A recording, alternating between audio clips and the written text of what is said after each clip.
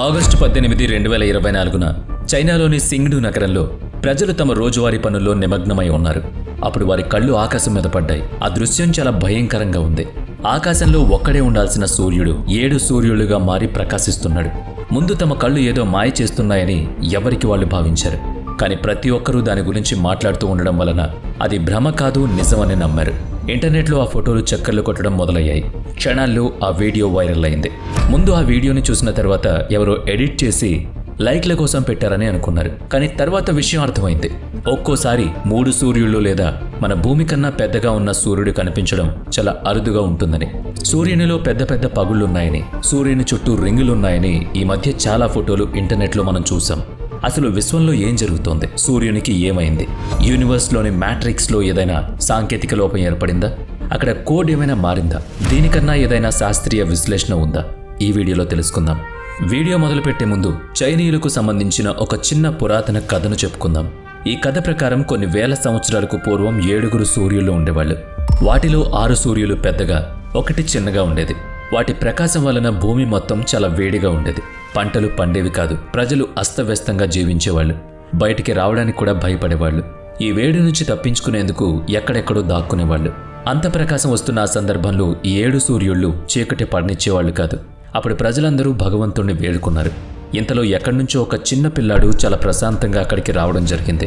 ఆ పిల్లవానిలో అతీత శక్తులు దాగున్నాయని నమ్మారు. అతను పరిస్థితి అర్థం చేసుకుని తన శక్తినంతా ఉపయోగించి ఒక్కొక్క పెద్ద సూర్యుడిని తీసుకోవడం మొదలుపెట్టాడు.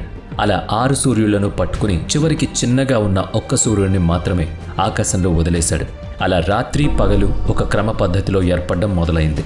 మొదటిసారి ఈ కథ విన్నప్పుడు అందరిలాగానే మాకు చాలా వింతగా, కాల్పనికంగా అనిపించింది. కానీ ఇంటర్నెట్లో ఇప్పుడు 7 సూర్యుల గురించి వస్తున్న వీడియోలను చూసిన తర్వాత ఆ కథ మళ్ళీ గుర్తుకొచ్చింది.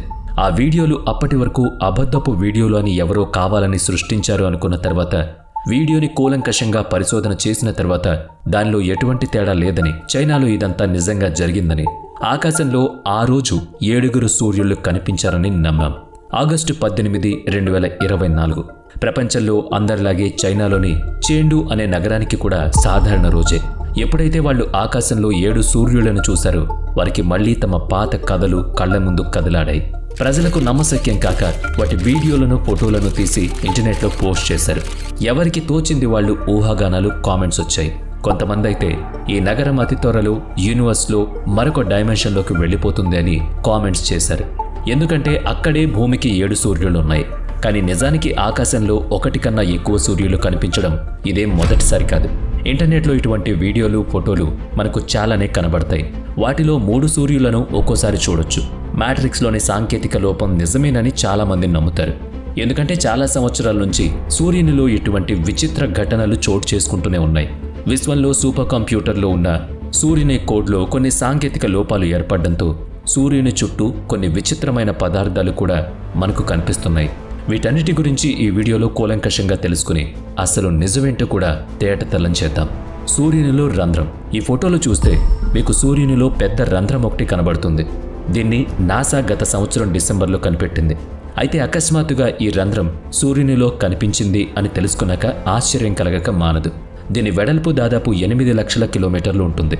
ఒక్క మాటలో చెప్పాలంటే భూమి లాంటి 60 గ్రహాలు ఈ రంధ్రంలో ఇట్టే పట్టేస్తాయి. సూర్యుని మీద పరిశోధన చేయడానికి సంకల్పించుకున్నప్పుడే ఇటువంటి రంధ్రాలు సూర్యునిలో ఉన్నాయని, అకస్మాత్తుగా ఏర్పడుతున్నాయని, అవి అప్పటి వరకు ఏర్పడే అవకాశాలు పుష్కలంగా ఉన్నాయని శాస్త్రవేత్తలు భావించారు. అయితే ఇది కూడా ఏదైనా సాంకేతిక లోపమా? అది తెలుసుకోవాలంటే ముందు సూర్యుని గురించి ఒక వింత సిద్ధాంతం గురించి మాట్లాడుకోవాలి. Sun rings. సూర్యుని చుట్టూ కనబడుతున్న ఈ రింగులు ఏదో ఫోటోషాప్లో చేసిన ఫోటో కాదు. నిజంగా అద్భుతమైన రింగులతో ఉన్న నిజమైన సూర్యుడే. మన భారతదేశంలో లేహ్, లడాక్ ప్రాంతాల్లో కూడా ఇవి కనిపించాయి. దీని మీద 18 జూన్ 2024న ఇండియా టుడే పత్రిక ఒక వివరణాత్మక ఆర్టికల్ కూడా ప్రచురించింది. అయితే ఇది కూడా ఇతర పరిశోధనల్లాగా చాలా అరుదుగా కనిపించే దృశ్యం. సూర్యుని చుట్టూ 1 కన్నా ఎక్కువ రింగుల లాంటి ఆకారాలు కనువిందు చేస్తున్నాయి.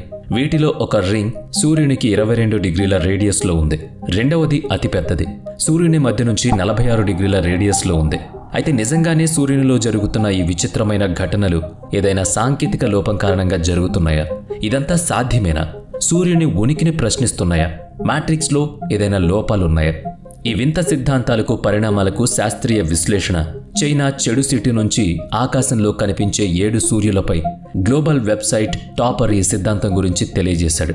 ఈ సిద్ధాంతం వెనుక కాంతి వక్రీభవనం లైట్ రిఫ్లెక్షన్ కారణమవుతుంది.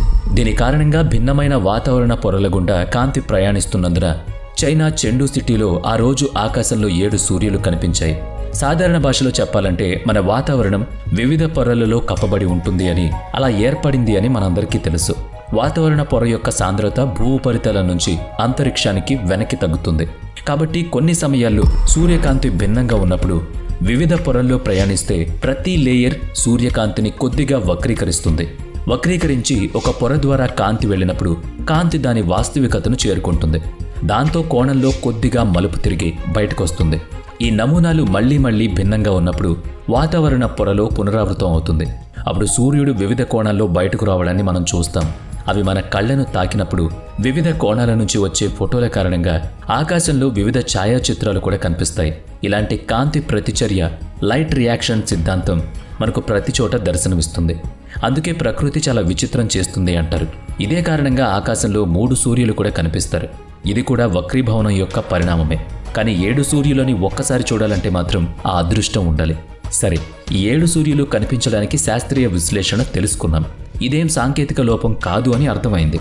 మరి అయితే సూర్యునిలో కనిపించిన ఆ పెద్ద రంధ్రం మాటేంటి? అకస్మాత్తుగా ఏర్పడి కనబడుతున్న ఈ రంధ్రాల గురించి కొన్ని దశాబ్దాలుగా పరిశోధనలు జరుగుతూనే ఉన్నాయి. వీటి వెనుక కూడా ఏదైనా శాస్త్రీయ రుజువులు ఉన్నాయా అంటే ఖచ్చితంగా ఉన్నాయి. భూమి కన్నా కొన్ని రెట్లు పెద్దవిగా ఈ రంధ్రాలు ఏర్పడుతున్నాయి. వీటిని కరోనియల్ హోల్స్ అంటారు. సూర్యునిలో అంతర్గత కార్యాచరణ వల్ల అకస్మాత్తుగా ప్లాస్మా సాంద్రత చాలా ఎక్కువగా తగ్గుతూ వస్తుంది. సూర్యుని అయస్కాంత క్షేత్రంపై దీని ప్రభావం ప్రత్యక్షంగా పడుతుంది. అందువల్ల చాలా బలహీనపడుతుంది. ఇలా సూర్యునిపై కరోనియల్ హోల్స్ ఏర్పడడం చాలా సాధారణ విషయం. కానీ ఇది మన భూమికి మాత్రం చాలా అపాయాన్ని కలిగిస్తుంది.